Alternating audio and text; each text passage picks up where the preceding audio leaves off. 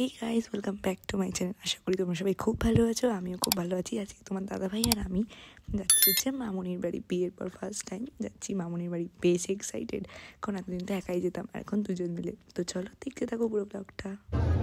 তো আমরা এখন এসেছি মেলাতে, আর সব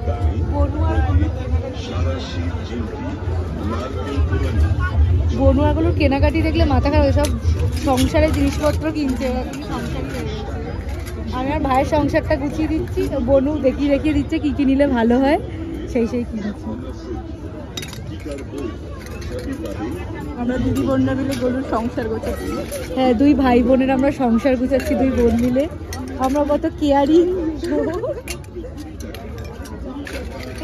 আমার ভাইয়ের এরকম ভাঙা হাড়ি দিয়েছিস রে? ওর বউ গেলাম এগুলো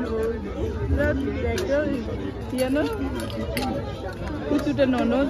হ্যাঁ, বলে কি বাজে ননদ আমার বরকে এরকম। ওই আর নিতে হবে না, আর কি, আর কিছু নিস না। তো আমরা সকাল সকাল ঘুম থেকে উঠে গেছি, এই যে সব বসে আছি, এদিকে যাচ্ছি সব এখন টিভি দেখছে। আমাদের ব্রেকফাস্ট হয়ে গেছে, এবার আমরা ফ্রেশ ট্রেশ হবো, চান টান করবো। তো কালকে তো দেখলে মেলায় গেছিলাম, কিন্তু পুজো টুজো কিছুই দিতে পারিনি, কিছু প্রবলেম আছে, তার জন্য দেখছি হয়তো কালকে দিতেও পারি। তো চলো, আজকে খুবই স্পেশাল একটা ডে দিঘার জন্য আর আমাদের সবার জন্য। তো দেখো, আজকে এখানে আমরা বললাম, মামুনিকে অনেক রিকোয়েস্ট করেছে চলো উনুনে করি কেমন লাগবে। তো দেখো, সেই জন্য উনুন জ্বালিয়েছে আম্মা।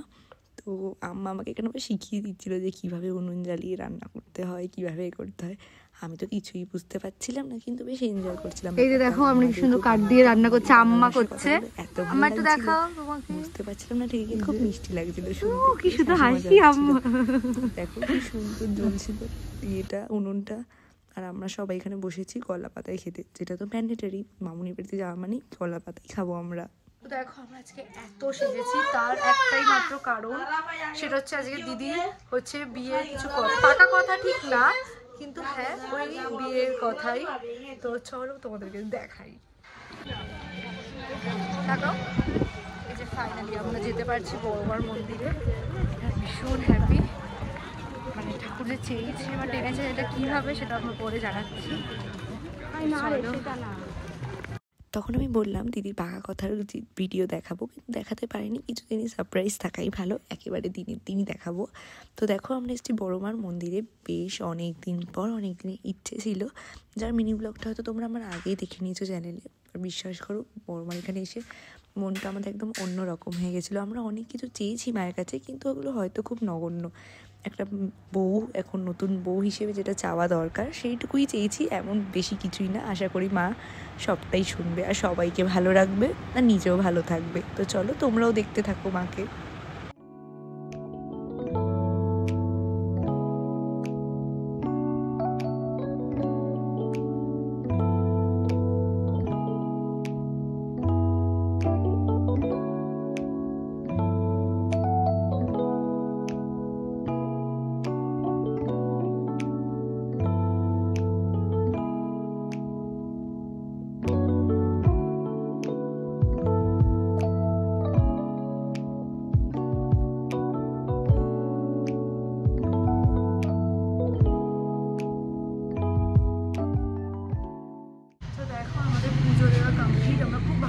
পুজো দিয়েছি।